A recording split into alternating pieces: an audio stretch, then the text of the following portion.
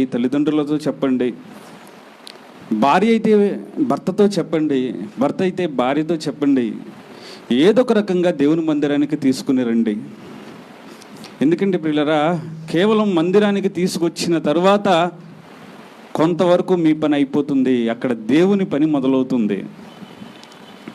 తమ దాసుని ద్వారా దేవుడు మాట్లాడడం మొదలు పెడతాడు. ఆ వ్యక్తి ఖచ్చితంగా దేవుని ఎడల ఆకర్షితుడవుతాడు, మనిషి మారతాడు. ప్రియులరా, అందుకని దేవుని దగ్గరికి రండి అని గొడవ పడకండి ఎవరితో. భార్య అయితే భర్తను తిట్టకండి, నువ్వు రావు ఎప్పుడు, నేను ఎన్నిసార్లు చెప్పాలి నీకు, అలా ఎప్పుడు తిట్టకండి ప్రియులరా. అలాగే భర్తలు కూడా భార్యల్ని బలవంత పెట్టకండి. ఇలాంటి సందర్భం ఎక్కువ ఉండదులే ప్రియులరా. ఎందుకంటే ఏ సంఘాన్ని చూసినా ఆడవాళ్ళు స్త్రీలతోనే సంఘాలు నిండిపోతున్నాయి. ఎక్కడ చూసినా స్త్రీలతో సంఘాలు నిండిపోతున్నాయి, పురుషులు తక్కువగా ఉంటున్నారు. కాబట్టి స్త్రీలరా, మిమ్మల్ని నేను చేతులు జోడించి చెప్తూ ఉన్నాను, ఎప్పుడు మీ భర్తని దేవుని సన్నిధికి రమ్మని తిట్టకండి, ప్రేమగా చెప్పండి. ఈ ఒక్క వారం అన్నారా, ఈ ఒక్క వారం అన్నారా, పోయిన వారం చెప్పాను రానన్నావు, అంతకుముందు చెప్పాను రానన్నావు, ఏదో పని ఉందన్నావు. శనివారం నుంచే చెప్పడం మొదలు పెట్టండి ప్రియులరా. అయ్యా రేపు సంఘానికి వెళ్ళాలి, ఆరాధనకి వెళ్ళాలి, దేవుడు మనతో మాట్లాడతాడు. దేవుడి మాటలు మన జీవితాలను మారుస్తాయి, మనకు ఆదరణ కలిగిస్తాయి, మనకు తృప్తినిస్తాయి, నెమ్మదినిస్తాయి. మన కుటుంబంలోని ప్రతి సమస్యకు దేవుని వాక్యం పరిష్కారంగా దొరుకుతుందయ్యా. దయచేసి ఎన్ని పనులు ఉన్నా రేపు ఒక్కరోజు రా అని చెప్పండి ప్రియులరా, రిక్వెస్ట్ చేయండి. పిల్లలకు కూడా చెప్పండి, అరే నువ్వు రోజు చాలా పనుల మీద బయటకు వెళ్ళిపోతున్నావు, ఈ ఒక్క వారం రా, ఒక్క వారం రా, ఎంత బాగుంటుందో చూడు, ఎంత బాగుంటుందో చూడు అని దేవుని సన్నిధికి బ్రతిమలాడి తీసుకుని రండి ప్రియులరా. ఎందుకంటే దేవుడు ఈ రక్షణను మీకెందుకు తీసుకొచ్చాడంటే మీ ద్వారా మీ కుటుంబం రక్షించబడుతుందని. మర్చిపోకండి ప్రియులారా ఈ విషయాన్ని.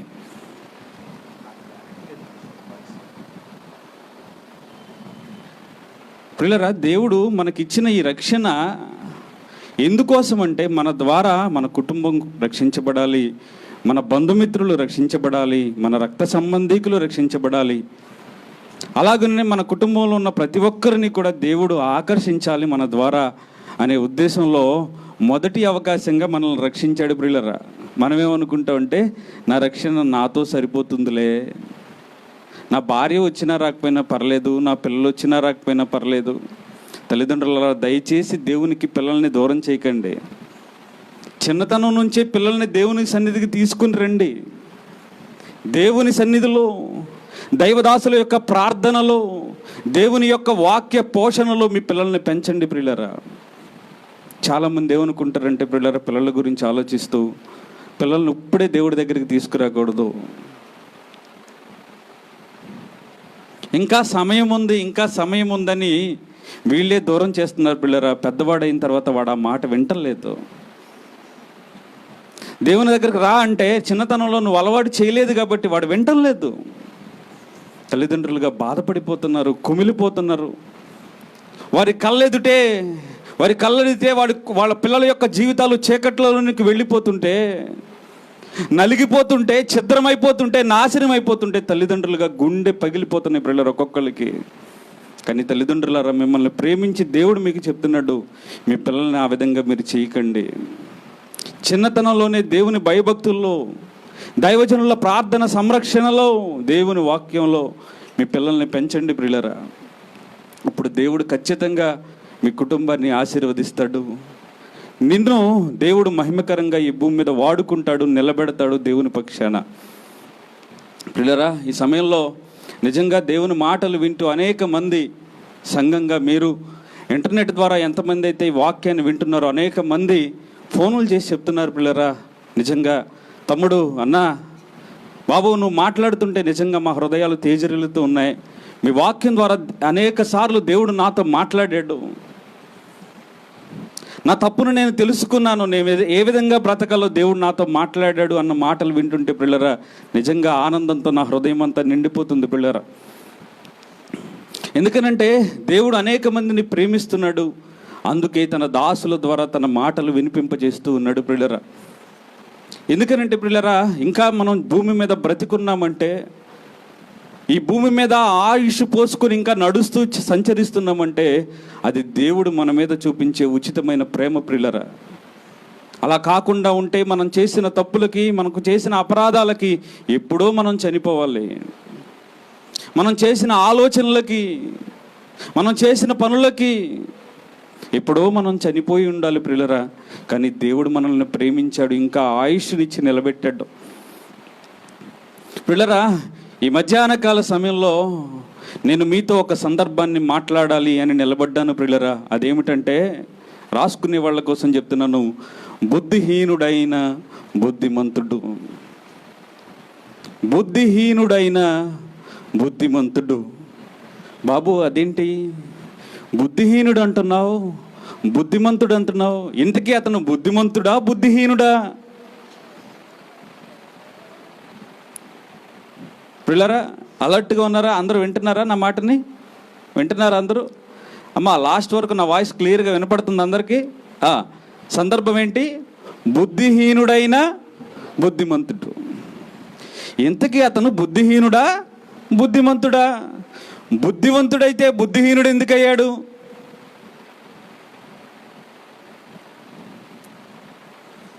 పిల్లరా, నాకు ఈ విషయం చదివినప్పుడు అతను బుద్ధిహీనుడా బుద్ధివంతుడా అర్థం కాలేదు. అందుకే అది ప్రశ్నగా మీ ముందుకు తీసుకొచ్చాను.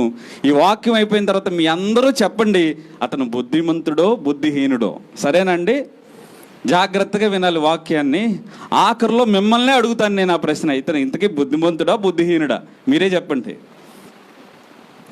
ప్రియులరా, మత్తయి సువార్త, అతని దగ్గరికి వెళదాం ప్రియులరా. మత్తయి సువార్త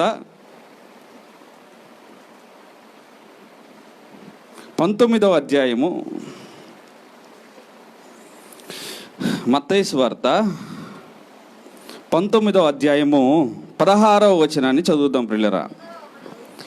ఇదిగో ఒకడు ఆయన యొద్దకు వచ్చి, చాలండి, ఇదిగో ఒకడు ఆయన యొద్దకు వచ్చి యేసు దగ్గరకు వచ్చాడు. యేసు దగ్గరికి ఎందుకు వచ్చాడో మనం ముందు చూద్దాం. ముందుగా ప్రతి మనిషి చేయవలసిన పని ఏంటంటే ప్రియులారా, ఆయన దగ్గరకు రావాలి. చాలామంది ఆయన దగ్గరికి రాకుండా ఇంకా ఇంటి దగ్గరే మిగిలిపోయారు. ఎందుకని? పనులు, ఆ పనులు, ఈ పనులు, ఎన్ని పనులు. ప్రియులారా, చాలామంది ఏమనుకుంటారంటే, రాత్రి వెళ్ళాను కదా, మొన్న వెళ్ళాను కదా, ఆల్ నైట్ ప్రేయర్కి వెళ్ళాను కదా. దేవునికి దగ్గరగా రావడానికి వంకలు వెతుకుతున్నావా? నిన్నెళ్ళాను మొన్న వెళ్ళానని దేవుడికే చెప్తున్నావా సాకులు? ప్రియులారా, దేవుడి కంటే నువ్వు చేస్తున్న పని బిజీనా? ప్రియులారా, ఇన్ని కోట్ల మందిని భూమి మీద నడిపించటువంటి చిన్న పనా? ఏమండి, ఇన్ని కోట్ల మందిని నడిపించడం అంటే ఈ భూమి మీద, ఇన్ని కోట్ల మందికి కావలసిన జీవవాయువుని ఈ భూమి మీద ఉంచి నరుల యొక్క ప్రతి అవసరాన్ని తీర్చడం అంటే చిన్న విషయం అండి? ఒక కుటుంబంలో ఒక 10 మంది ఉంటేనే ఆ కుటుంబం యొక్క యజమాని తలకిందులైపోతాడండి, ఏం చేయాలా నా కుటుంబాన్ని. మరి ఇన్ని కోట్ల మంది గురించి దేవుడు ఆలోచిస్తుంటే, ఆయన ఒక సమయాన్ని తీసుకుని నీతో మాట్లాడడానికి ప్రయత్నిస్తూ ఉంటే నువ్వు బిజీ అని ఆయనకి చెప్పొచ్చా అండి? చెప్పొచ్చా? నేను బిజీ అయిపోయానండి, ఆ పనిలో బిజీ అయిపోయాను, ఈ పనిలో బిజీ అయిపోయాను. జాగ్రత్త. నువ్వు దేవుని వదిలిపెట్టి దేనికైతే ఇష్టాన్ని చూపిస్తున్నావో, దేవుని పక్కన పెట్టి దేనికైతే ఆకర్షితుడు అవుతున్నావో, అది ఏదైనా సరే నీకు పాపంగా ఎంచబడుతుంది. దేవుని పక్కన పెట్టి వాడు శాపగ్రస్తుడు అని బైబిల్ గ్రంథం బోధిస్తూ ఉంది. శాపగ్రస్తులైపోతారు మీరంతా. దేవుని వాక్యాన్ని, దేవుని సన్నిధిని పక్కన పెట్టి నువ్వు దేనికి ఇంపార్టెన్స్ ఇచ్చినా, దేవునికి ప్రాముఖ్యతనిచ్చినా అది నీకు శాపంగా మారిపోతుంది పిల్లలు. ఇది నా మాట కాదు, చూడండి, మీరే చూస్తారు. ఇర్మియా గ్రంథం 11వ అధ్యాయము, ఇర్మియా గ్రంథము 11వ అధ్యాయము 3వ వచనం చూడండి ప్రియులరా.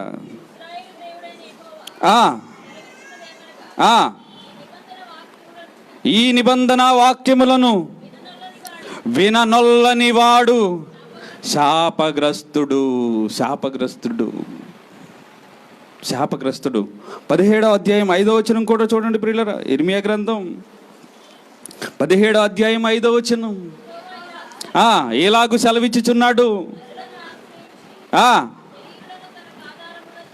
శరీరులను తనకు ఆధారముగా చేసుకొనుచు తన హృదయమును యెహోవా మీద నుండి తొలగించుకొనువాడు శాపగ్రస్తుడు. ఎవరైతే దేవుని నుంచి దృష్టిని మరలుస్తారో, ఎవరైతే దేవుని విడిచిపెడతారో, దేవుని కంటే దేనికైతే ప్రాముఖ్యాన్ని ఇస్తారో వారంతా శాపగ్రస్తులు. జాగ్రత్త. దేవుని కంటే ఈ భూమి మీద మనం దేనిని ఎక్కువగా ప్రేమించడానికి వీలు లేదు ప్రియులారా. అది భార్యనైనా, భర్తనైనా, పిల్లలనైనా, లోకాన్నైనా, దేనినైనాను సరే, దేనినైనాను సరే మనం దేవుని కంటే దేనిని ఎక్కువగా ప్రేమించడానికి వీలు లేదండి, లేదు. దేవుని దగ్గరకు వచ్చాడు. ముందు దేవుని దగ్గరకు రావాలండి ప్రియులరా. ఆ వచ్చిన అతను ఎవరో, అతని పేరేంటో బైబిల్లో రాయబడలేదు. దేవుడు ఆయన గురించి రాయిస్తూ ఒకడు అన్నాడు. ఒకసారి చూడండి మత్తయి సువార్త. ప్రియులరా, ముందే చెప్పాను నేను మీకు, జాగ్రత్తగా దేవుని వాక్యాన్ని వినాలి. ఎందుకంటే మీరు ఆఖరిలో ఆన్సర్ చేయాలి, ఆఖరిలో మీరే జవాబు చెప్పాలి. మరి అతను బుద్ధిమంతుడా బుద్ధిహీనుడా మీకే ఇస్తాడు దేవుడు ఆప్షన్, మీరే చెప్పండి. ఒకడు ఆయన యొద్దకు వచ్చి పనులన్నీ పక్కన పెట్టి ఆయన దగ్గరకు వచ్చాడు. ఆయన దగ్గరకు వచ్చాడు. వచ్చి, బోధకుడా, నిత్య జీవము పొందుటకు నేను ఏ మంచి కార్యము చేయవలనని ఆయనను అడిగెను. చాలండి, చాలు. ఒకడు వచ్చాడు ఆయన దగ్గరికి, వచ్చి అంటున్నాడు, అయ్యా, నిత్య జీవము పొందుటకు నేను ఏ మంచి పని చేయాలి? ప్రియులారా, ఇతను ఎవరై ఉంటారు? ఒక వ్యక్తి నిత్య జీవమును వెతుకుతున్నాడంటే అతను ఎవరై ఉంటారు? తెలియదు కదా ప్రియులారా. ఏ వ్యక్తి అయితే నిత్య జీవాన్ని వెతుకుతాడో బైబిల్లో ఆ వ్యక్తికి ఒక పేరు పెట్టారు. ఎవరైనా ఒకసారి చూడండి, సామెతల గ్రంథం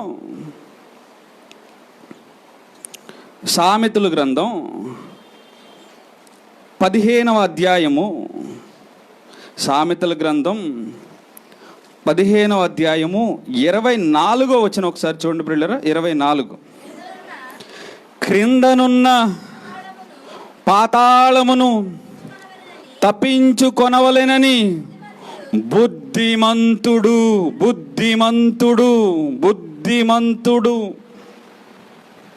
ప్రియులారా, మరలా చూడండి ఆ మాటని.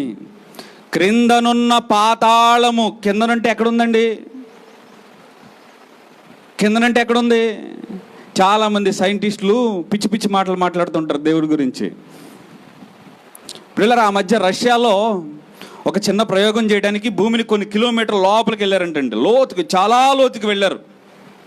ప్రపంచంలో ఎవరు కూడా భూమిలో అంత లోతుకి వెళ్ళలేదు. అంత లోతుకు వెళ్ళి వాళ్ళు అంటున్నారు ఏంటంటే, మేము భూమిలో చాలా లోతుకి వెళ్ళాం, అక్కడ మాకు పాతాళం కనపడలేదు అంటున్నారు. ఇదేంటండి?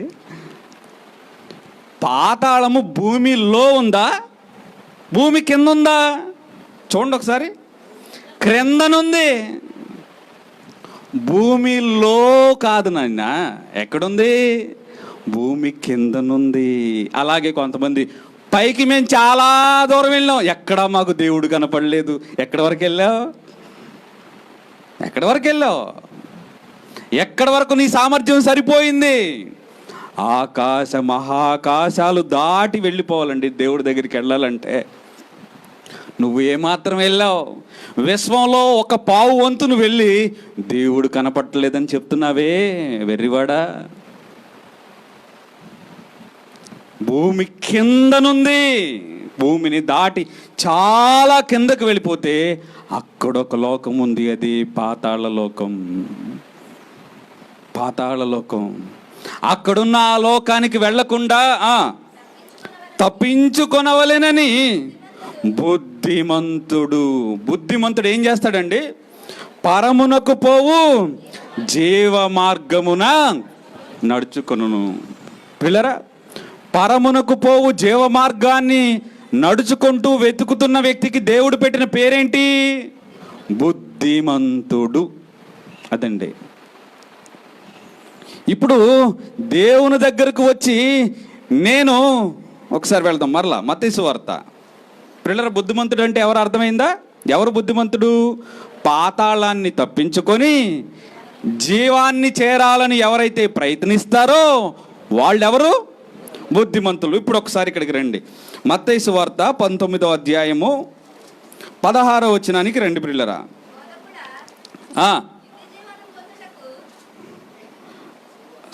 మత్తయి సువార్త 19వ అధ్యాయము 16.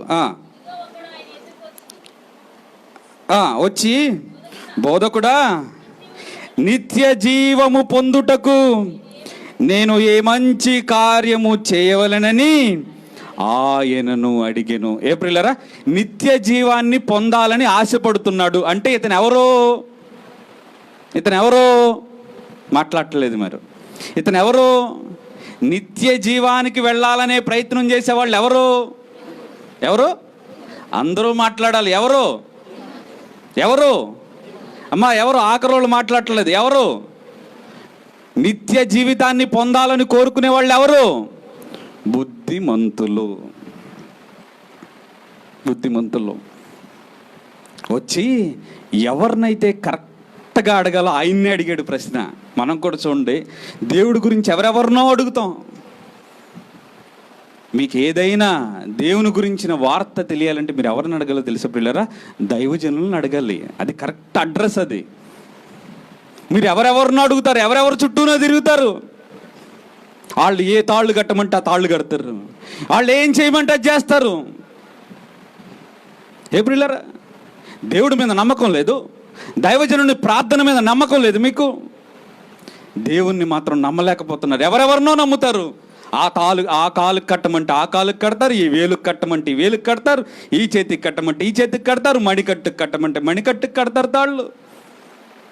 ఏంటి ప్రియులారా ఇది? ఏంటి జీవితాలు?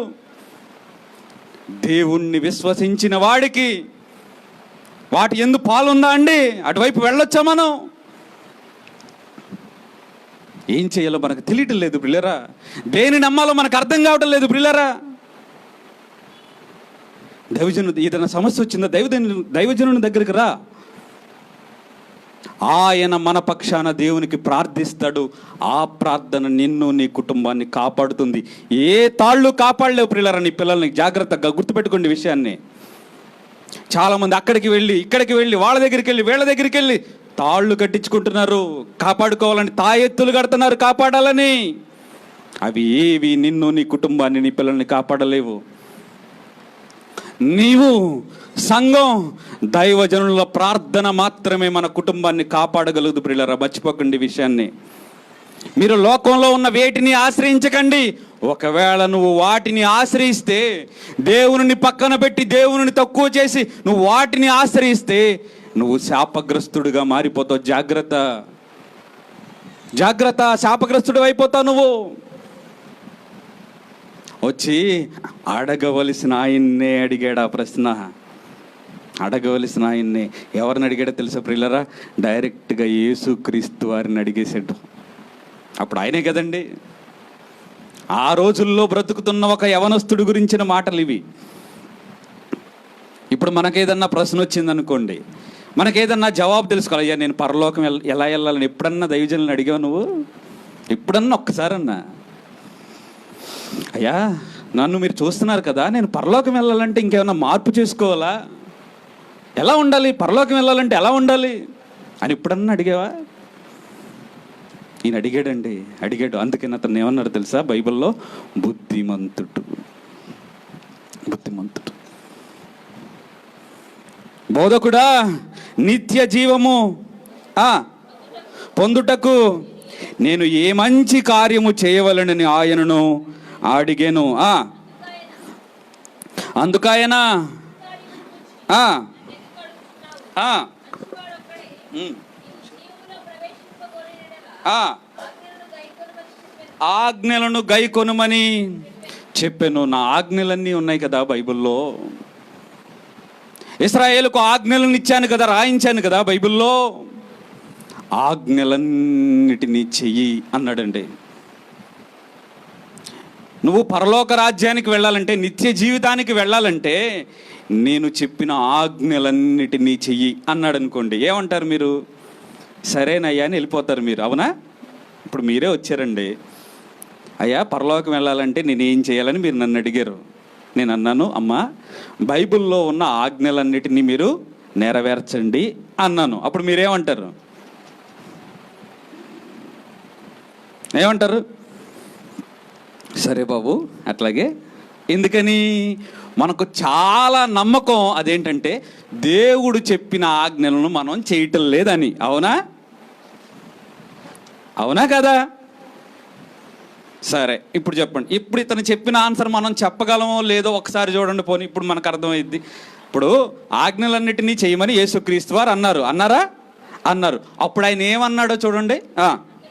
అతడు ఏ ఆజ్ఞలయ్యా? ఏం ఆజ్ఞలయ్యి? బైబిల్లో దేవుడు చెప్పిన ఆజ్ఞలను చేయమన్నావు, ఏంటా ఆజ్ఞలు అని అడిగాడు. యేసు, నరహత్య చేయవద్దు, వ్యభిచరింపవద్దు, దొంగిలవద్దు, అబద్ధ సాక్ష్యము పలుకవద్దు, తల్లిదండ్రులను సన్మానింపుము, నిన్ను వలె నీ పొరుగు వారిని ప్రేమింపవలెను. ఎంత మంచి మాటలు చెప్పాడండి యేసుక్రీస్తు వారు. ఎంత మంచి మాటలు చెప్పాడు. ప్రపంచంలో ఇంత మంచి మాటలు చెప్పిన వ్యక్తి ఎవరైనా ఉన్నారండి అసలు ఈ ప్రపంచంలో? నువ్వు ఎంత వెతికినా కనుగొనగలవండి ఇంత మంచి రక్షకుణ్ణి. సమాజానికి యేసు చెప్పిన మంచి ఎవరైనా చెప్పారా అండి? ఈరోజు అనేక మంది యేసుక్రీస్తు వారి మీద పడి ఏడుస్తున్నారు పిల్లరా. అందరూ క్రైస్తవులుగా మారిపోతున్నారు, అందరూ క్రిస్టియానిటీలోకి వెళ్ళిపోతున్నారని ఏడవని హృదయం లేదు. ప్రతి వాడు యేసుక్రీస్తు వారి మీద పడి ఏడుస్తున్నారండి. ఎందుకో తెలుసా? అందరూ మారిపోతున్నారు. ఎందుకు మారుతున్నారో తెలుసా? బైబిల్లో యేసు చెప్పినటువంటి మంచి ఎవ్వరూ చెప్పలేదండి. ఎవ్వరూ చెప్పలేదు ఈ ప్రపంచానికి. ఒకరినొకరు చంపడం నేర్పించారు అనేక మంది. దేవుడు అన్నాడు, నరహత్య చెయ్యొద్దు నాయనా, ఎవరిని ఇబ్బంది పెట్టొద్దు, నువ్వు ఎవరిని చంపడానికి నువ్వు ప్రయత్నం చేయొద్దు. అనేక మంది యుద్ధాలు చేసి ఒకరు ఇంకొకరిని చంపిన దేవుళ్ళు దేవతలు అన్న వాళ్ళని చాలామంది చూసాం ప్రియులరా మనం. నేను పర్సనల్స్లోకి వెళ్ళటం లేదు, నేను ఎవరిని విమర్శించడం లేదు ప్రియులరా. నా దేవుని గొప్పతనాన్ని మాత్రమే నేను చెప్తున్నాను. అయ్యా నరహత్య చేయొద్దు నాయనా, ఎవరిని ఇబ్బంది పరచొద్దు నాయనా నువ్వు. ఈరోజు సమాజంలో ఎన్ని హత్యలు జరుగుతున్నాయి, ఎవరెవరు ఎంతమందిని చంపుతున్నారు. దేవుని పేరిట అనేక మంది రక్తపాతాన్ని సృష్టిస్తున్నారు పిల్లరా సమాజంలో. ఎక్కడ ఏ క్షణం ప్రపంచంలో బాంబులు పేలతాయో, ఎంతమంది చనిపోతారో తెలియని పరిస్థితులు ప్రియులరా. అట్టుడికిపోతుంది సమాజం. ప్రశాంతంగా ఉండలేని వాతావరణం ఈ భూమి మీద వచ్చేసింది ప్రియులరా. ఈ ప్రపంచానికి పోయే కాలం దాపురించింది ప్రియులరా. అర్థం కావటం లేదు మనిషికి. ఎందుకో తెలుసా? నా దేవుడు చెప్పిన మాటను పక్కన పెట్టేశారు వాళ్ళు. నా దేవుడు ఎంత మంచి మాట చెప్పాడు పిల్ల. నరహత్య చెయ్యొద్దు, ఒకరినొకరు చంపుకోవద్దు, వ్యభిచరించవద్దు. ఈరోజు వావి వరసలు మర్చిపోయి అడ్డగోలుగా అడ్డదిడ్డంగా తిరుగుతున్నాడు ప్రియులరా మనిషి ఈరోజు భూమి మీద. కంటితో చూసి కామార్దురత కలిగి ప్రతిదాన్ని కావాలని, ప్రతి వాటి మీద ఆ కోరికలను తీర్చుకోవాలని, చిన్నపిల్లలని లేదు, యవనస్తులని లేదు, వృద్ధులని లేదు, మానభంగాలతో ప్రపంచమంతా నిండిపోతుంది పిల్లరా. ఏ పేపర్ చూసినా, ఏ టీవీ మనం చూసినా దేవునికి వ్యతిరేకమైన కార్యక్రమాలు, చిన్నపిల్లలని చూడడం లేదు, వృద్ధులని చూడడం లేదు, స్త్రీలను చెరపట్టి చంపేస్తున్నారు పిల్లరా. పాశవికంగా వాళ్ళ మీద కోరికలు తీర్చుకొని అన్యాయంగా వాళ్ళని కాల్చి చంపేస్తున్నారు పిల్లరా సమాజంలో. ఇలాంటి పరిస్థితులు దాపరిస్తాయి ఈ ప్రపంచానికని తెలిసిన వ్యక్తి, ఇలాంటి పరిస్థితులు ఈ ప్రపంచానికి సాతాను తీసుకుని వస్తాడని తెలిసిన దేవుడు చెప్పాడు పిల్లరా, అయ్యా వ్యభిచరించొద్దు, మీ దేహాలను మీరు కాచుకోండి నాయనా, ఈ దేహంతో మీరు తప్పు చేయడానికి ప్రయత్నం చేయొద్దు, తప్పు చేయొద్దు, వ్యభిచరింపవద్దు, దొంగిలించకండి, ఎవరి సొత్తును దొంగిలించడానికి ప్రయత్నం చేయకండి. చాలామంది పిల్లరా ఎవరైతే అమాయకులుగా ఉంటారో, ఎవరైతే తిరిగి మాట్లాడలేకుండా ఉంటారో వాళ్ళ మీద అన్యాయంగా పడి వాళ్ళ ఆస్తుల్ని పిల్లరా వాళ్ళ యొక్క ప్రతిదాన్ని దొంగిలించడానికి కాజేయడానికి ప్రయత్నం చేస్తూ ఉంటారు. దానికోసం దొంగ కాగితాలు పుట్టించడం, దానికోసం అనేక మందిని దొమ్మిగా అతని మీద పడిపోవడం, ఒంటరి వాడి మీద పడి దోచుకుంటుంది పిల్లరా ఈరోజు సమాజం. మనతో పాటు పుట్టిన ఈ వ్యక్తికి, మనతో పాటు సంచరిస్తున్న ఈ వ్యక్తికి ఇన్ని వేల కోట్లు ఎక్కడి నుంచి వస్తున్నాయి పిల్లరా? న్యాయంగా బ్రతికితే, న్యాయంగా సంపాదిస్తే ఒక మనిషి ఇన్ని వేల కోట్లు సంపాదించగలడా అండి? ప్రతి మనిషిని ఇంకొక మనిషిని దోచుకోవటం, ప్రతి మనిషి ఇంకొక మనిషి యొక్క శ్రమను దోపిడీ చేయడం ఈ సమాజానికి అలవాటు అయిపోయిందండి. ఎవరైతే అమాయకంగా ఉంటారో, ఎవరైతే తిరిగి తన మీద ప్రతీకారం తీర్చుకోలేకుండా ఉంటారో వాడి మీద పడిపోతున్నాడు. అమాయకంగా ఉన్న వాడి మీద పడిపోయి సమాజం వాడిని చంపేస్తుంది పిల్లరా, వాడిని హింసిస్తుంది. అందుకే దేవుడు అన్నాడు, అయ్యా నీకున్న దానితో నువ్వు తృప్తిపడు, తృప్తి కలిగి భూమి మీద జీవితాన్ని కొనసాగించు, ఎట్టి పరిస్థితుల్లో ప్రక్కన వాడిది దొంగిలించొద్దు నాయనా, దొంగిలించొద్దు. నీకున్న భార్యతో నువ్వు తృప్తిగా ఉండు, పక్కన వాడి భార్యను దొంగిలించాలన్న ప్రయత్నం నువ్వు చేయొద్దు, పక్కనున్న వారి ఆస్తి దొంగిలించాలన్న ప్రయత్నం నువ్వు చేయొద్దు. దొంగిలించొద్దు నాయనా, దొంగిలించొద్దు, దొంగిలొద్దు. అబద్ధ సాక్ష్యం, అబద్ధాలు ఆడొద్దు, అబద్ధాలు ఆడొద్దు నాయనా నువ్వు. ఎందుకో తెలుసా ప్రియులరా, అబద్ధాలు ఆడే బుద్ధి దేవుడికి మనం దూరం చేస్తుంది. అబద్ధపు సాక్ష్యం, అబద్ధపు మాట మన నోటి వెంట మనం ఎప్పుడైతే పలుకుతామో లోపల ఉన్న పరిశుద్ధాత్ముడు మన నుంచి దూరం అయిపోవడం మొదలు పెడతాడు ప్రియులరా. అబద్ధ సాక్ష్యం పలుకుతూ ఉన్నప్పుడు మనలో పరిశుద్ధాత్ముడు ఉండలేడు ప్రియులరా. పరిశుద్ధాత్ముడు ఏం చేస్తాడో తెలుసండి, మనలో ఉండి పాపాన్ని ఒప్పింపజేస్తాడు, పాపాన్ని చేయనివ్వడు. అలాంటిది చాలామంది పరిశుద్ధాత్మను కలిగి ఉన్నామని చెప్పుకొని నోరు తెరిస్తే అన్ని అబద్ధాలే ప్రియులరా, అన్ని అబద్ధాలే. అబద్ధాలు క్రియేట్ చేసి పుట్టించి అనేక మంది కుటుంబాలను ఛిద్రం చేసేస్తున్నారు పిల్లరా.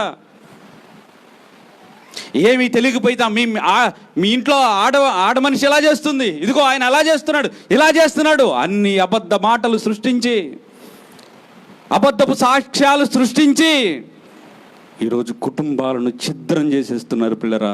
అందుకే దేవుడు అన్నాడు, అయ్యా అబద్ధ సాక్ష్యం పలకొద్దు.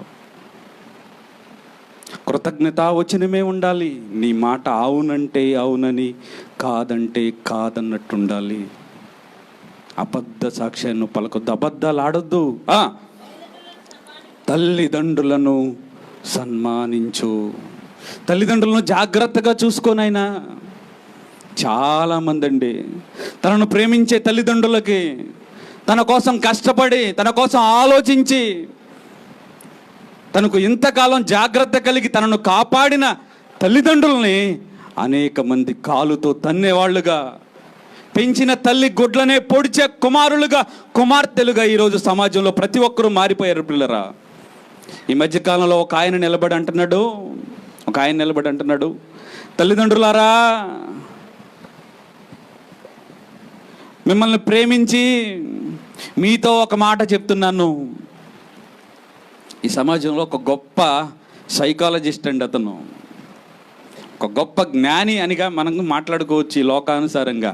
అతను అంటున్నాడు, తల్లిదండ్రులారా, ఎవరైతే తల్లిదండ్రులుగా ఉన్నారో వాళ్ళందరితో, తల్లిదండ్రులారా, మీరు జీవితంలో మీరు బ్రతికుండగా చెయ్యకూడని పని ఒకటి ఉంది, ఆ పని ఎప్పుడు చేయకండి అనగానే అందరూ ఏం చెప్తున్నాడు ఇతను? తల్లిదండ్రులకు చెప్తున్నట్టు, తల్లిదండ్రులారా, మీరు జీవితంలో ఒక పని మీరు బ్రతికుండగా చెయ్యకండి. అదేంటో తెలుసా? మీరు బ్రతికుండగా మీ ఆస్తిని పిల్లల పేర రాయకండి. రాయకండి. ఏ నీ ఆస్తి గనక నువ్వు రాస్తే, లోకానుసారంగా ఉన్న ఒక సైంటిస్ట్ ప్రియులారా, సైకాలజిస్ట్ చెప్తున్నాడు అన్నమాట. ఏంటో తెలుసా? ఎప్పుడైతే ఆస్తులు రాయించుకుంటారో ప్రియులారా, అనేక మంది తమ తల్లిదండ్రులను ఎందుకు పనికిరాని శ్మశానాలలో, రోడ్ల మీద, అనాథాశ్రమాలలో, వృద్ధాశ్రమాలలో వదిలిపెట్టేస్తున్నారండి. ఈరోజు వదిలిపెట్టేస్తున్నారు. యవ్వనస్తులుగా ఉన్న వారికి మీకే చెప్తున్నాను, అమ్మా పెద్దలుగా ఉన్న వారికి మీకే చెప్తున్నాను, మీ తల్లిదండ్రులను మీరు సన్మానించండి. మీకు ఏ వయసు వచ్చినా సరే, మీ తల్లిదండ్రులు ఎలాంటి పరిస్థితుల్లో ఉన్నా సరే తల్లిదండ్రులను సన్మానించండి. అమ్మా పెళ్ళైన కోడలికి చెప్తున్నానమ్మా, నీ అత్తమామలే నీకు తల్లిదండ్రులతో సమానం. మీ అత్తమామలే నీకు తల్లిదండ్రులతో సమానం. ఎట్టి పరిస్థితి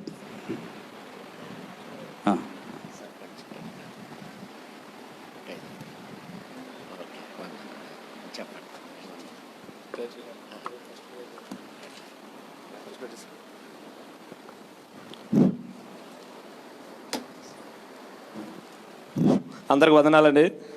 సర్పంచ్గా నన్ను గెలిపించినందుకు మీ అందరికీ నా హృదయపూర్వక ధన్యవాదాలు. నా కోసం ప్రేయర్ చేసిన మీ అందరికి కూడా నేను రుణపడి ఉంటాను. మీకు ఎటువంటి ఏ అవసరం వచ్చినా ఖచ్చితంగా నాకు ఫోన్ చేసినా లేక కబుర్ చేసినా నేనే వచ్చి ఎలాంటి అవసరం సరే నేను తీరుస్తాను. మందిరంలో ఖచ్చితంగా మాటిస్తున్నాను. అందరికి రుణపడి ఉంటాను. థ్యాంక్స్ అమ్మా.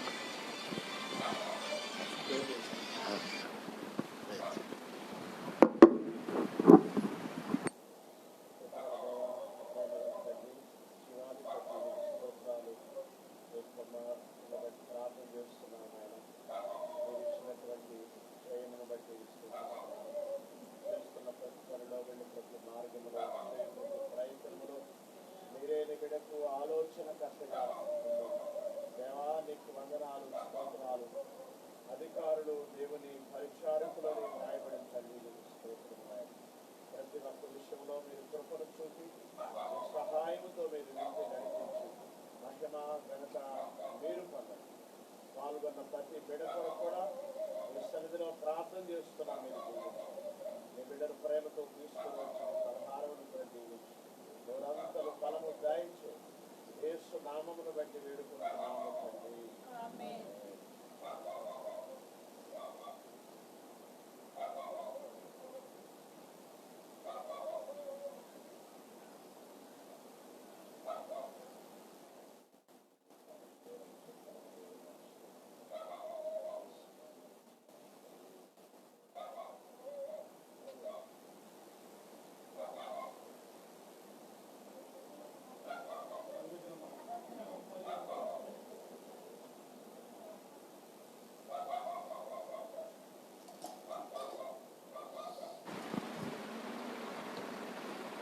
ప్రియులారా, తల్లిదండ్రులను సన్మానించండి. వాళ్ళకి ఏ కష్టం వచ్చినా మీరు నిలబడండి అని దేవుడు చెప్పాడండి. మంచిదేనండి ఇవన్నీ మంచివేనా? మంచివేనండి. దేవుడు యేసుక్రీస్తు వారు ఈ సమాజానికి చెప్పినటువంటి మంచి మాటలే ఈరోజు అనేక మందికి మార్గదర్శకులయ్యాయి.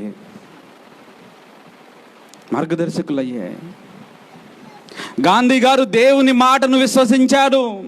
యేసుక్రీస్తు వారు చెప్పిన ఒక మాట గాంధీ గారిని ఆకర్షించింది అంటే యేసుక్రీస్తు వారు పలికిన గొప్ప మాటే ప్రియులారాది. అందుకే గాంధీ గారిని కూడా ఆకర్షించింది. ప్రియులారా, ఈ విషయాలన్నీ చెప్తే తల్లిదండ్రులను సన్మానించండి. నిన్ను వలే నీ పొరుగు వారిని ప్రేమించండి. నిన్ను వలే నీ పొరుగు వారిని ప్రేమించండి అంటే అర్థం ఏంటండి? నిన్ను వలే నీ పొరుగు వారిని ప్రేమించడం అంటే అర్థం ఏంటి? నీకు ఇల్లు ఉంటే వాళ్ళకి ఇల్లు కట్టించటమా? నిన్ను వలే నీ పొరుగు వారిని ప్రేమించడం అంటే అర్థం ఏంటి? పిల్లరా, ఈ మాట అర్థం కావడానికి మీకు ఒక చిన్న విషయం చెప్తున్నాను. నీకు ఒక బాధ కలిగింది అనుకోండి, కాళ్ళలో ముళ్ళు దిగింది, బాధ ఎవరికి? మనకే కదండి. మన కాళ్ళలో ముళ్ళు దిగితే బాధ ఎవరికి? మనకే. ఓకే, ఇప్పుడు ఎదుటి వ్యక్తి నడుచుకుంటూ వెళ్తుంటే అతని కాళ్ళలో ముళ్ళు దిగింది, ఎవరికి బాధ? బాధ ఎవరికి? నీకా? అతనికి. దేవుడు అంటున్నాడు, ఎదుటి వ్యక్తికి ఏదన్నా బాధ కలిగితే అది నీ బాధగా నువ్వు అనుకో. అంటే దీని అర్థం ఏంటంటే, ఎప్పుడు కూడా నిన్ను బట్టి ఎదుటి వ్యక్తి ఇబ్బంది పడటానికి కానీ బాధపడటానికి కానీ వీలు లేదు. ఈ భూమి మీద నీ నుంచి నిన్ను బట్టి ఏ వ్యక్తి బాధపడడానికి కానీ, నిన్ను చూసి శపించడానికి కానీ, నిన్ను చూసి ఏదైనా మాట అనడానికి కానీ వీలు లేదు. నువ్వు ఏ ఒక్కరికి ఈ భూమి మీద అభ్యంతరకరంగా ఉండటానికి వీల్లేదండి. నిన్ను చూస్తే చేతులెత్తి దండం పెట్టాలండి ప్రతి ఒక్కరు. అలా మనం ఉండాలి. యోబు గారిని చూస్తే యోబు గారి కంటే వయసులో పెద్దవాళ్లే లేచి నిలబడి నమస్కరించినట్టుగా బైబిల్ గ్రంథంలో ఆయన గురించిన సాక్ష్యం రాయబడి ఉంది. గమనించండి ప్రియులారా, మన ఆత్మీయ స్థితి ఎదుటి వ్యక్తికి మనం పాఠాలు నేర్పించేదిగా ఉండాలి కానీ ఎదుటి వ్యక్తి మన మీద అబద్ధపు మాట కానీ అబద్ధపు సాక్ష్యము కానీ ఇంకొకటి కానీ మరొకటి కానీ అభ్యంతర పడవలసిన పరిస్థితి మనం ఎట్టి పరిస్థితుల్లో తీసుకొని రాకూడదండి. ప్రియులారా, ఈ మాటలన్నీ మనకు చెప్పాడు అనుకోండి దేవుడు, మనం ఏమంటాం?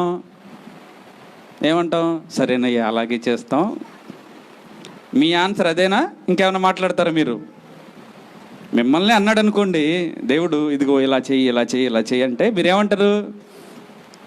అలాగేనైనా, రేపటి నుంచి మేము అలాగే చేస్తాం. ఇప్పుడు ఈయనేమన్నాడు చూడండి ఒకసారి. అందుకు ఆ యవ్వనుడు, అమ్మ ఒకసారి చూడండి, ఎన్నో వచ్చినవరా? 20. అమ్మ, ఆ యవ్వనుడు మాట్లాడుతున్నారు. మీరిచ్చే ఆన్సర్కి ఇతనిచ్చే ఆన్సర్కి ఎంత తేడా ఉందో మీరు చూడండి. అసలు ఈ ఆన్సర్ మీలో ఎవరైనా ఇవ్వగలుగుతారా చూద్దాం. ఒక్కళ్ళన్నా ఇస్తారేం చూద్దాం. ఇతను ఏమన్నాడు? ఇంతకీ ఏమన్నాడు చూడండి. అందుకు ఆ యవ్వనుడు, ఇవన్నీ అనుసరించుచునే ఉన్నాను. అయ్యా, ఇదేంటి కొత్తగా చెప్తున్నావు? నేను ఇవన్నీ చేస్తున్నాను. ఇప్పుడు మిమ్మల్ని అడుగుతున్నాను పిల్లరా, ఇవన్నీ చేసేవాళ్ళు ఒకసారి చేతులు ఎత్తండి. ఇవన్నీ ఇప్పుడు చెప్పినవన్నీ చేసేవాళ్ళు నాయనో ఎవరూ లేవా? ఆయన మాట అంటే అలాగైనా అయ్యా అని మనం వెళ్ళిపోయేవాళ్ళం. కానీ ఇతను చూడండి ఏమంటున్నాడు, అవన్నీ చేస్తున్నానయ్యా నేను ఆల్రెడీ. ఎప్పటి నుంచో తెలుసా? చిన్నతనం నుంచి ఇవన్నీ నేను అప్పటి నుంచే చేస్తున్నానయ్యా. పిల్లలు మీరు ఆలోచించండి, ఇతను మనకంటే గొప్పోడేనా? ఏమండి, గొప్పవాడేనా? ఇతను మనకంటే బుద్ధిమంతుడేనా? ఖచ్చితంగా. అన్నీ చేస్తున్నానయ్యా అంటే ఏమన్నాడు? ఇంకా నువ్వు నాకు కొదువ ఏమని ఆయనను అడిగిన. అయ్యా, ఇంకా ఏం చేయాలి? అవన్నీ చేస్తున్నాను. అయితే ప్రియులారా, ఇతనికి నమ్మకం వచ్చేసింది. అమ్మయ్యా, అయితే నాకు పరలోక రాజ్యం వచ్చేస్తుంది. అయినా ఎక్కడో చిన్న డౌట్ మళ్ళీ ఆయనకి, అయ్యా ఇంతేనా, ఇంకేమన్నా చెయ్యాలా? అయ్యా, నువ్వు చెప్పినవన్నీ చేస్తున్నాను, ఓకే, అంతవరకు ఓకే. ఇవి చేస్తే చాలా, ఇంకా ఏమైనా ఉన్నాయా? వీళ్ళరా, మనమైతే ఈ ప్రశ్న అడగం. ఎందుకనంటే ఆయన చెప్పినట్లో చాలా మనం చేయటం లేదు. కానీ ఇతను అన్నీ చేస్తున్నాడు కాబట్టి అడుగుతున్నాడు. పిల్లరా, అయ్యా అవేనా, ఇంకా ఏమైనా చెయ్యాలా అంటే యేసుక్రీస్తు వారు ఏమన్నారు? అందుకు యేసు, నీవు పరిపూర్ణుడవగుటకు పోయి నీ ఆస్తిని అమ్మి బీదలకిమ్ము, అప్పుడు పరలోకమందు నీకు దానము కలుగును. చాలండి. ఏమన్నాడు యేసుక్రీస్తు వారు? ఏమన్నారండి? నీ ఆస్తిని అమ్మి బేదలకిమ్ము. ఆస్తిని అమ్మి బేదలకిమ్మన్నాడంటే ఇతను ఆస్తి ఉంది ఇతని దగ్గర ఉందండి, ధనవంతుడండి ఇతను, సామాన్యుడు కాదు ప్రియులారా. మనలాంటి సామాన్యుడు కాదు ఇతను, ఒక ధనవంతుడుగా ఉండి కూడా ఇలాంటి మంచి పనులన్నీ చేస్తున్నాడు. ఇదిగో అయితే నీకు ఒక్కటి కొదువుగా ఉంది, అదేంటో తెలుసా? వెళ్ళి నీ ఆస్తిని అమ్మి బీదలకిమ్ము, అప్పుడు పరలోకమందు నీకు ధనము కలుగును. చాలండి, అప్పుడు పరలోకమందు నీకు ధనము కలుగును. నీ ఆస్తిని అమ్మి బేదలకిమ్ము అన్నాడు. పిల్లలా, ఇన్ని చేసినోడు కదా ఏమన్నా కష్టమా? ఈ పనులన్నీ చేసిన వాడికి ఈ పని చేయడం ఏమన్నా కష్టమా? పిల్లరా, ఒక 10 రూపాయలు ఇవ్వడం కష్టమా? ఒక రోజల్లా అబద్ధం ఆడకుండా ఉండడం కష్టమా? మీరు చెప్పండి.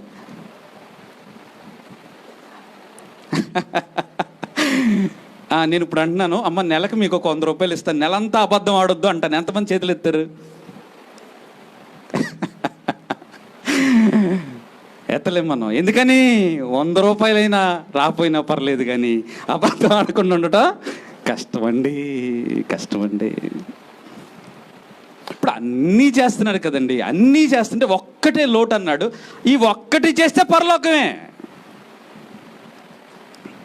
నిజంగా ఎంత అవకాశం ప్రియులారా ఇతనికి, ఎంత అవకాశం! ఎప్పుడైతే ఈ మాట అన్నాడో, అలాగే నాయనా ఇప్పుడే వెళ్ళొచ్చేస్తాను అన్నాడా? చదవండి ఒకసారి, ముందుకెళ్దాం. అయితే ఆ యవనుడు మిగుల ఆస్తి గలవాడు. అబ్బు, ఎంత ఉందోనండి బాబో! మిగుల ఆస్తి. తను తరతరాలు తిన్నా ఏమవుతుందంట? మిగులుతుందంట. అది మిగుల ఆస్తి అంటే. ఎంత ఖర్చు పెట్టుకున్నా ఇంకా ఉంది ఆస్తి. మిగుల ఆస్తి గలవాడు. కనుక ఆ మాట విని వ్యసనపడుచు వెళ్ళిపోయాడంటండి. ఆ మాట విని వ్యసనపడుతూ వెళ్ళిపోయాడంటండి. పిల్లరా, మరలా అప్పుడు వెళ్ళిపోయిన ఆ వ్యక్తి తిరిగి వచ్చినట్టుగా బైబిల్ గ్రంథంలో రాయపడలేదండి. అన్ని పనులు చేశాడు ప్రియులరా. అన్నీ చేసి నీ ధనాన్ని అమ్మి, నీ ఆస్తిని అమ్మి బేదలకి ఇమ్మన్నాడు ప్రియులరా. ఒక్క మాటే కదండి, ఆ ఒక్క పని చేయొచ్చు కదండి. మనం కూడా ప్రియులరా దేవుడు చెప్పిన మాటల్లో మనకు నచ్చినయే చేస్తాం. నచ్చనిది ఏదైనా ఒకటి ఉంటే, ఏదైనా ఒకటి కోరుకుంటే ఆయన దేవునికి మనం ఇవ్వలేమండి. ఏం కోరుకుంటున్నాడు ప్రియులారా మన దగ్గర నుంచి? మన హృదయంలో ఎంత చోటు, మన దేవుడిచ్చిన మనకు సమయంలో కొంత సమయం, అంతే కదండి. ఏం కోరుకుంటున్నాడు? ఎప్పుడైనా ఆదివారం వచ్చి నువ్వు కానుకేయకుండా వెళ్ళిపోతే, నువ్వు వెళ్ళగానే గుమ్మం దగ్గర నిలబడి ఈరోజు ఆరాధనకు వెళ్ళి కానుక ఎందుకు వేయలేదని ఎవరినన్ను అడిగాడా దేవుడు? ఎప్పుడైనా అడగలేదు కదండి. నువ్వు రాకుండా, దేవుని సన్నిధికి రాకుండా ఇంటి దగ్గర ఉంటే దేవుడు ఎన్నిసార్లు నిన్ను అడుగుతాడో చూడు, ఎందుకు వెళ్ళలేదు. ఈరోజు ఆదివారం ఆరాధనకు రాకుండా ఇంటి దగ్గర ఉన్న వాళ్ళందరికీ ఈ గంటలో ఎన్నిసార్లు అడిగి ఉంటాడో. నా కుమారుణ్ణి అక్కడ నిలబెట్టుకుని మాట్లాడుతున్నాను, ఎందుకు వెళ్ళలేదు నువ్వు? ఎన్నిసార్లు అడిగి ఉంటాడు ప్రియులరా, ఎన్నిసార్లు అడిగి ఉంటాడో. ఎందుకంటే ప్రియులరా, దేవుడు అంతగా మనల్ని ప్రేమించాడు. దేవుడికి మనం కావాలండి. దేవుడికి మనం కావాలి. మనం చేసే పనుల్లో ఆయనకు మనం ఇంపార్టెన్స్ ఇవ్వాలి. ఆ ఒక్క పని చేసుంటే బాగుండేదండి. దేవుని ప్రేమను అర్థం చేసుకోలేకపోయాడు. ఎందుకు దేవుడు ఆ మాట పలికాడో ఆలోచించలేకపోయాడు. పిల్లల, దేవుడు మన జీవితాల్లో తీసుకున్న ప్రతి పరిస్థితికి దేవుని దగ్గర ఆన్సర్ ఉంటుంది. బ్రతికుండగా ఆన్సర్ నీకు ఎవరు చెప్పలేరు. ఒకవేళ నువ్వు నిజంగా దేవుడు నీకేదైనా చేయరాని పని చేశాడు, ఇలా ఎందుకు జరిగింది అని అంటే దేవుడి మీద కోపం పెట్టుకుని దేవునికి దూరం అయిపోబాకు. ఏదైనా జరిగింది దేవుడిని అడగాలనుకుంటున్నావా? అడగాలనుకుంటున్నావు. ఎవరిని అడిగినా సమాధానం దొరుకుద్దా? దొరకదు. ఎందుకు ఈ పని జరిగింది నా జీవితంలో అని ఎవరిని అడుగుతావు నువ్వు? ఎవరిని అడిగినా సమాధానం రాదు. ఎవరిని అడగాలి? దేవుణ్ణి అడగాలి. దేవుణ్ణి అడగాలంటే ఏం చేయాలో తెలుసా ప్రియులారా? ఏ పరిస్థితి వచ్చినా దేవునికి ఇష్టంగా బ్రతుకు. అప్పుడు పరలోక రాజ్యం వెళతావు నువ్వు. అప్పుడు అడుగు దేవుణ్ణి. ఏంటయ్యా అప్పుడు అడగలేవు నువ్వు. అసలు నువ్వేం చేస్తావంటే అడగాలని ఉంటుంది, మరి దేవుణ్ణి అడగకుండా ఏం ఎవరిని అడుగుతావు? గుర్తుపెట్టుకోండి ప్రియులారా, ఏ చిన్న కష్టం వచ్చినా, ఏ ఇబ్బంది వచ్చినా, నీకు అత్యంత ఇష్టంగా నువ్వు ప్రేమించే వ్యక్తిని దేవుడు నీకు దూరం చేసినా, దేవునిలో నువ్వు స్థిరంగా ఉండవు. అడుగుదాం దేవుణ్ణి, మనందరం అడుగుదాం. ఎందుకయ్యా ఈ పని చేసావు? మా సంఘంలో ఎందుకు ఇతన్ని తొందరగా తీసేసుకున్నావు? అందరం వెళ్ళినప్పుడు అడుగుదాం ప్రియులారా. అందును బట్టి ఎవరు దేవునికి దూరం కాకండి. దేవుడు మనల్ని ప్రేమించాడు ప్రియులారా. ఎంతగా ప్రేమించాడో తెలుసా అండి? దేవుని ప్రేమ గురించి ఒక చిన్న మాట చెప్తాను.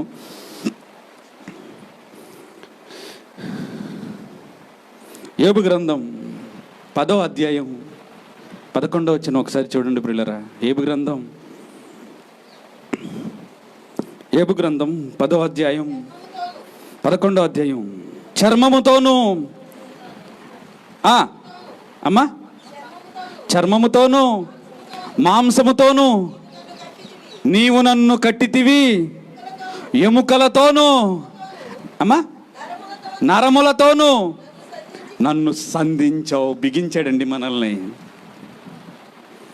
తల్లి గర్భంలో మనం ఉన్నప్పుడు పిల్లరా, మీకు ఈ సందర్భం అర్థం కావాలంటే ఒక చిన్న మాట చెప్తాను. నేలమంటితో నరుని నిర్మించిన తర్వాత ఆదాము ఈ భూమి మీద ఆదాముని పడుకోబెట్టాడండి. ఆదాము పడుకోబెట్టిన తర్వాత ఆదాములో చలనం లేదు ప్రియులారా.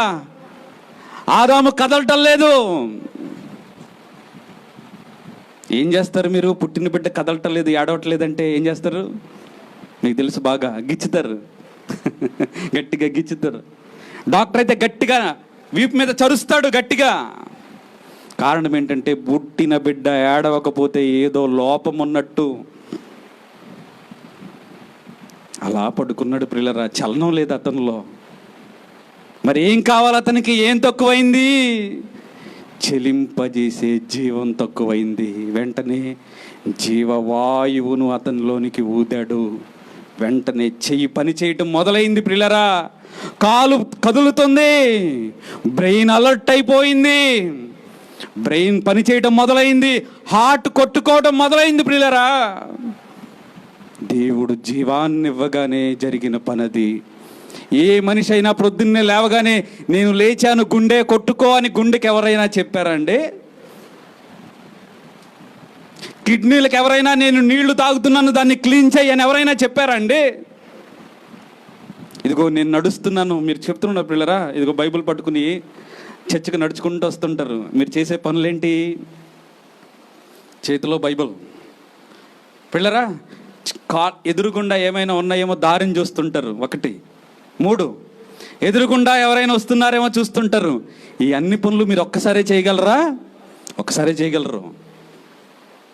అన్నీ గమనించుకుంటూ రాగలరా? ఇలా కాకుండా మీకు ఇంకొక ఎగ్జాంపుల్ చెప్తాను. బండి నడుపుతారు యవనస్తుల్లో.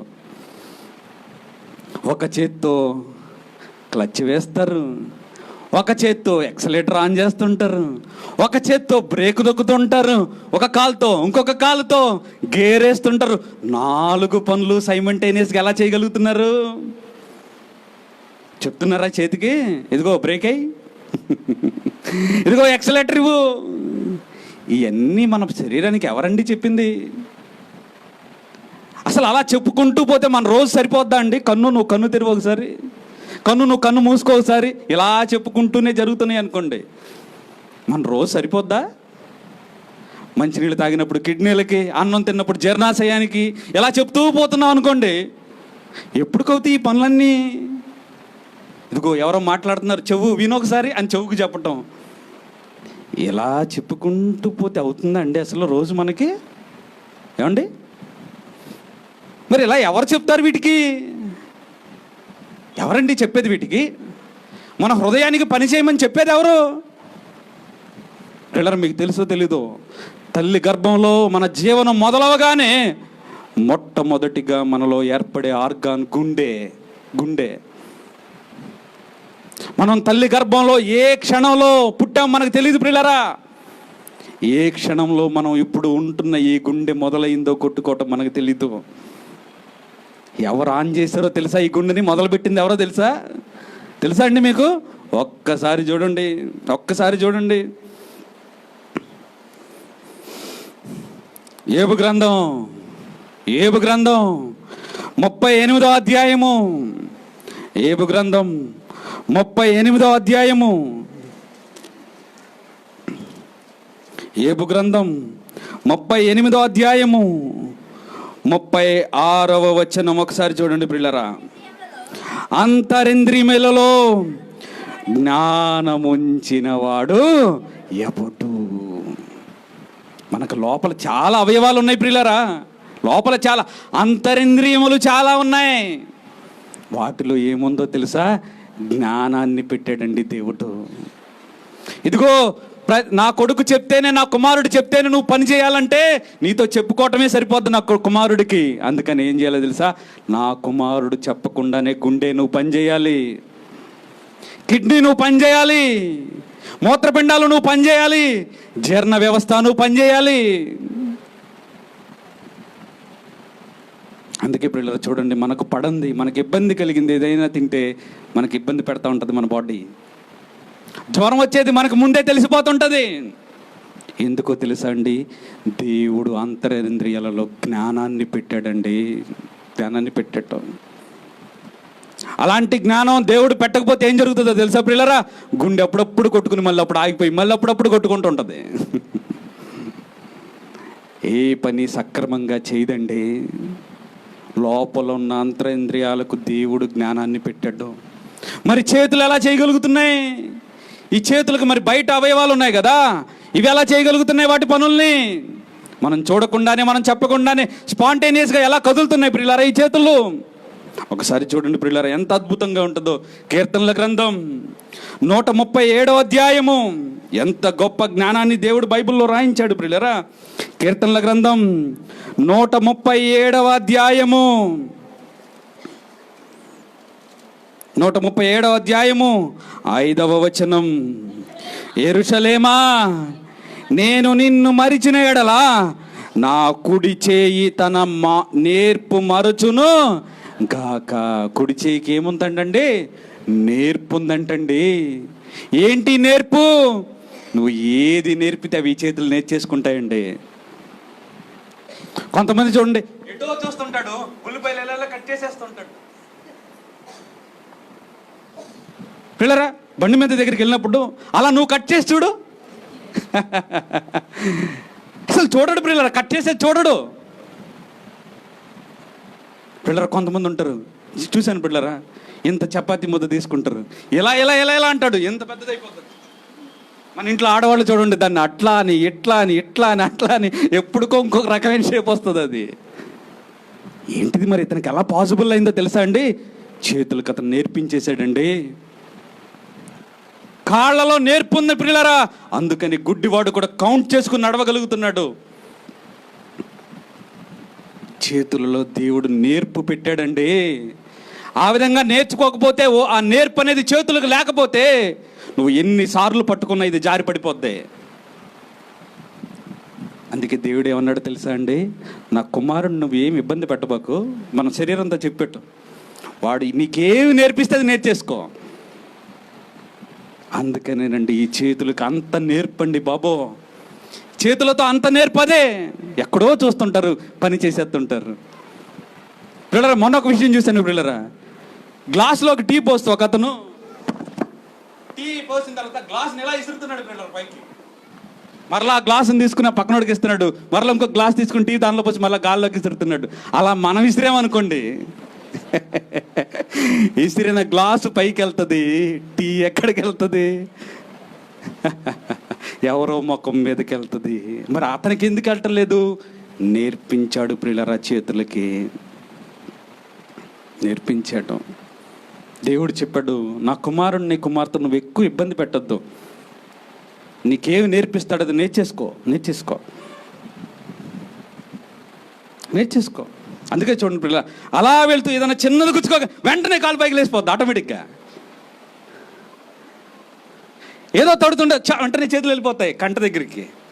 చూడండి పిల్లలు, ఎంత నేర్పో వీటికి, ఎంత నేర్పండి, ఎంత నేర్పించాడు దేవుడు. ఎందుకో తెలుసా ఇలా చెప్పుకుంటూ పోతే రోజులో నీకు చెప్పుకోవటం అయిపోద్ది. నా కుమారుణ్ణి నువ్వు ఇబ్బంది పెట్టకుండా అతను ఏం చెప్తే అది చెయ్యి. ఎందుకో తెలుసా, అతను నా కోసం ఈ భూమి మీద బ్రతుకుతాడు, అతను నా గురించి ఈ భూమి మీద బ్రతుకుతాడు, ఆలోచిస్తాడు. వాడిని నువ్వు ఎక్కువ ఇబ్బంది పెట్టకు. అలా దేవుడు మన గురించి ఆలోచిస్తే, మనల్ని ప్రేమించి మనకి ఇవన్నీ చేస్తూ ఉంటే మనం ఏం చేస్తున్నామండి? మనం ఏం చేస్తున్నాం?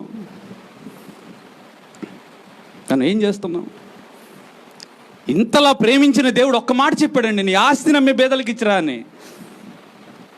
చేయలేకపోయాడండి. ఏ ప్రియులారా, అన్నీ చేశాడు ఇతను, ఒక ఆజ్ఞను మర్చిపోయాడు పిల్లరా. అదేంటో తెలుసా? ధనాపేక్ష.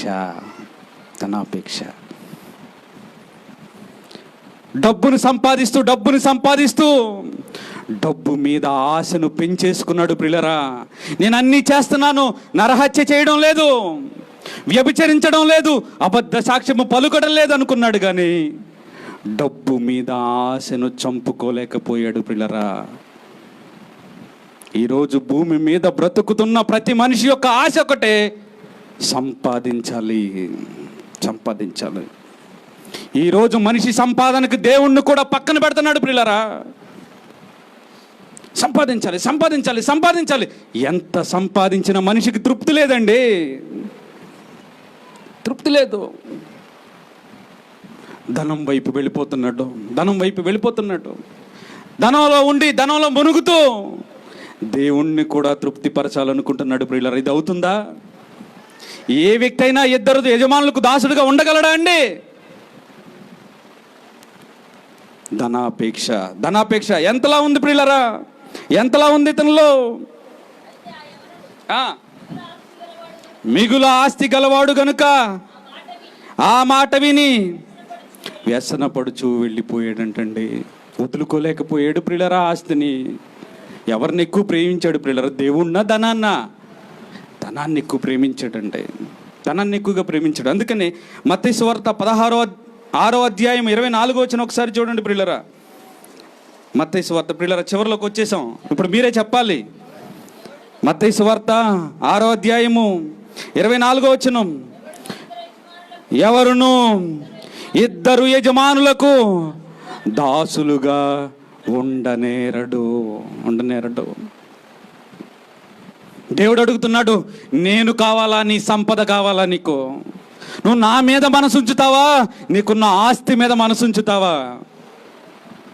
పిల్లరా, ఈ ధనవంతుడు అన్నీ చేశాడు, కానీ ధనం మీద ఆశను మాత్రం చంపుకోలేకపోయాడు పిల్లరా.